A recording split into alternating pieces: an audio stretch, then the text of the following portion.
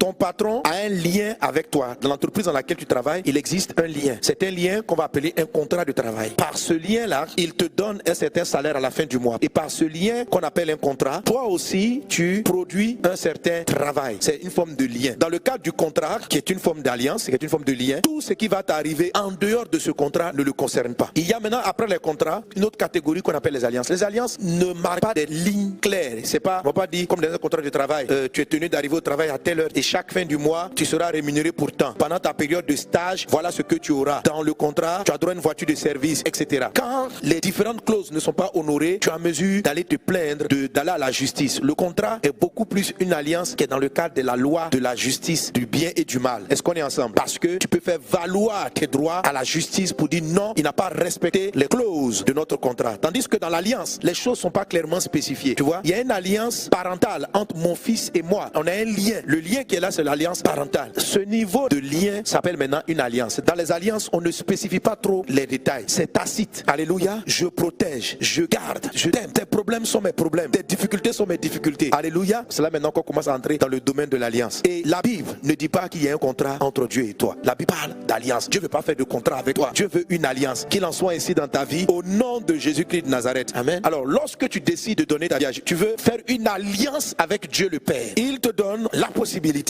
de prendre une des meilleures alliances possibles, l'alliance de père à fils. L'alliance de père à fils. Il te dit que si tu reçois Jésus dans ton cœur comme ton Seigneur et ton Sauveur, Jésus va faire ceci. Jésus arrive, par son sang qui a coulé, il efface tes péchés. Parce que c'est à cause de tes péchés que les contrats de justice, ce que Adam et Ève ont fait, c'est à cause de cette loi que Satan vient te réclamer, qu'il vient réclamer ta santé, qu'il vient réclamer ton travail. Donc le sang, l'alliance avec Jésus, elle est tellement puissante, son sang coule et son sang vient te laver, de sorte que Satan ne puisse plus rien réclamer. Amen. Et puis maintenant, il va créer la connexion. Parce que toi, tu étais tellement éloigné de Dieu que tu ne le connais pas. Donc lui, Jésus, s'il est Dieu, qui a pris la forme humaine, il te comprend. Parce qu'il a pris la forme humaine, il peut mieux traduire tes doléances, tes besoins au Père. Parce qu'il a vécu dans la réalité terrestre. Mais c'est Dieu qui a pris une forme humaine pour te sauver. Et à partir de là, il établit l'alliance. Alléluia. Voilà. Toi, Dieu te voit à cause de Jésus. Alléluia. Et même encore plus loin, c'est comme si Jésus était au milieu. Donc, il ne te voit pas vraiment. Il voit le Christ et il te voit au travers. Alléluia. Quand tu pries, c'est comme si c'est le Jésus-Christ qui est en train de demander au Père. C'est ça l'alliance. Amen. Et il arrive à prendre soin de toi.